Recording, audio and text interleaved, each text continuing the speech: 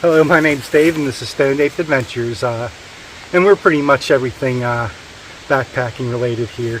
And today I wanted to go over some tips on improving your backpacking skills and improving your overall experience. I got 5 tips for you, and I think it'll help you out a lot. Whether you're a new backpacker, a seasoned veteran, maybe you just need reminded of a few of these things. And so we're gonna take a little walk and discuss it. So let's get on the trail, and I'll let you in on these hot tips.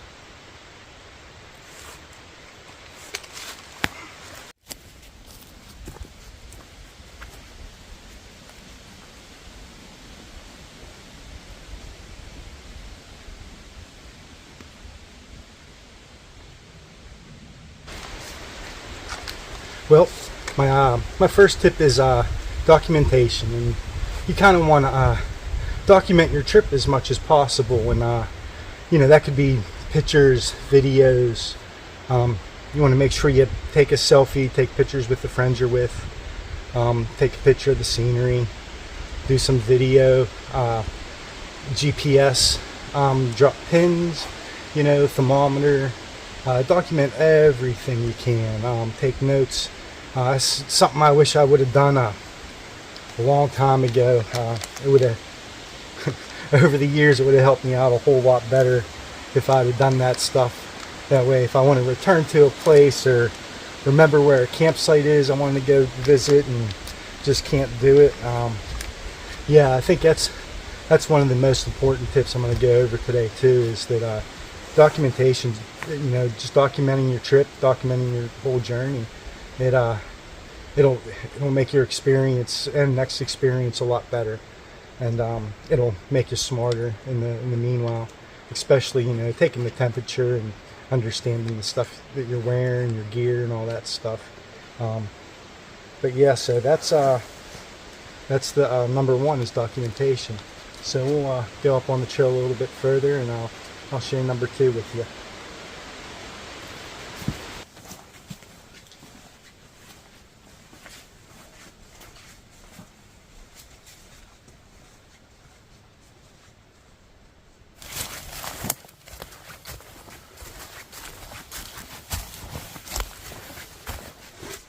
So let's talk about number 2 and 3.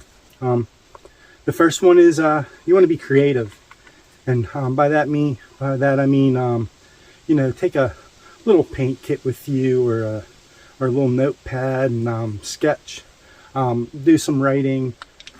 You know, whittle. Where my scrapbooker's at. You know, like that's you know, it's really important. Use nature as your muse. It'll you know, definitely heighten your experience, and it'll teach you as well. And it's good to get those creative juices flowing, especially when you're outside.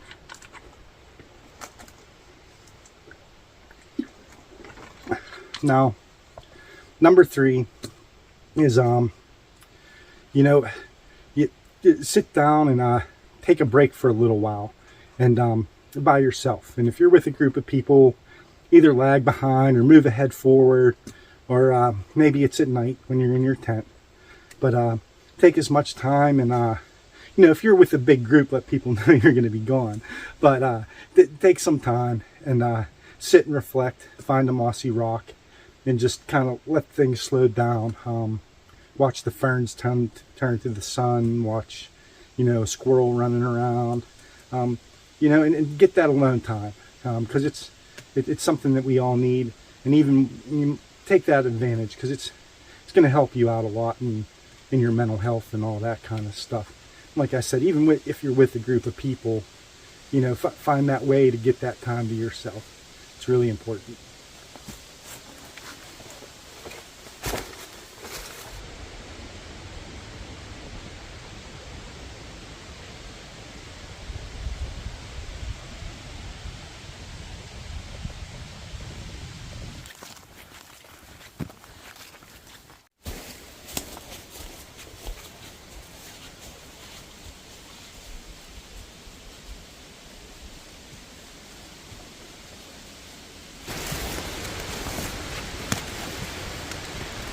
Well, so we're down the trails a little further, and I figured I let you know what number 4 is. And number 4 is challenge yourself in some way and do something new. So whether that's solo hiking, night hiking, you know, maybe tarp camping, getting a little closer to the edge than you normally do, maybe, you know, even just not using earplugs, or there's so many different things that you could do new, and that's gonna challenge you and perhaps, you know, help you out with some fears, because, you know, we all have them, and outside, as you know, there's all types of stuff to be afraid of, and you know, people get things in their heads. So I'd challenge yourself to, you know, tackle something like that.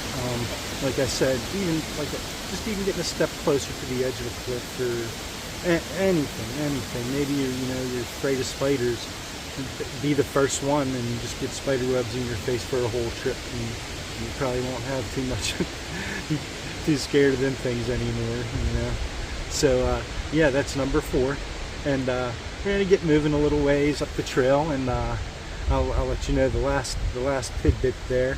And I really think all this stuff, you know, a lot of people are probably doing a lot of it already, but if you can manage to bundle it all up, and, you know, maybe the one single thing that you do, you know, you knock out every single one of these tips, you know, and it's just this stuff's really important, and it gives you a better experience, and you're on a better learning curve as well.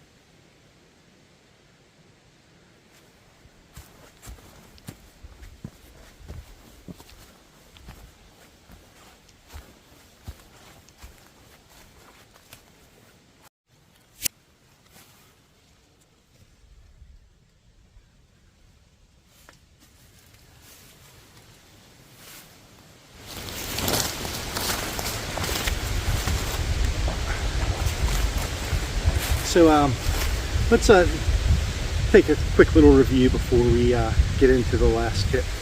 So the first one, the best, not the worst.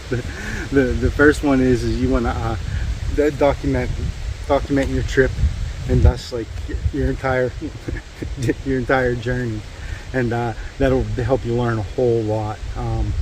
And that, you know, trickles down into all these other tips. Number 2 is to you know, be creative. Definitely do it, like I said, whether it's taking a video and editing it and putting it on YouTube. Do something, sketch, or write, like I said, a poem. Do something creative. And number 3 is take some time for yourself. Let everything sink in, let time go away, and just soothe the soul, and, you know, and enjoy that little bit of time that you may have by yourself. Number 4 is to challenge yourself. You know, fight those fears while you're out here, and you know, and do something you haven't done before as well. So, you know, if you're a hammock camper, it might be pretty challenging for you to get into a tent. So, you know, borrow a tent and try that out. Or there's lots of things that you can do different, and there's lots of things you can do to challenge yourself, no matter how much of experience you have. And then that leads me to the last and final tip. This tip is pretty much the trip doesn't stop when you get out, when you get into your car and go home. You take all that stuff that you did and all that information from them first 4 tips, and you put them all together, and you learn something. And you know, whether it be you know, you took a picture of a bird, learn that type of bird, you know, what kind of moss is this, what kind of tree is this, what, you know, there's lots of things that you can learn once you get home. And then each time you get out, if you learn just one or two little things about the environment you're hiking in, it won't take long before you can name every flower, name every bird. What song is that bird singing? What kind of bird is that? There's lots to learn. It's really important, because it'll all definitely roll into making you a better backpacker, and making your experience on the trail so much more vivid and so much more memorable. So I hope you enjoyed these 5 little tips. I hope you enjoyed our little hike. And if you like this kind of content, and like and subscribe. I do a lot of backpacking trips. Haven't got out too much this year, but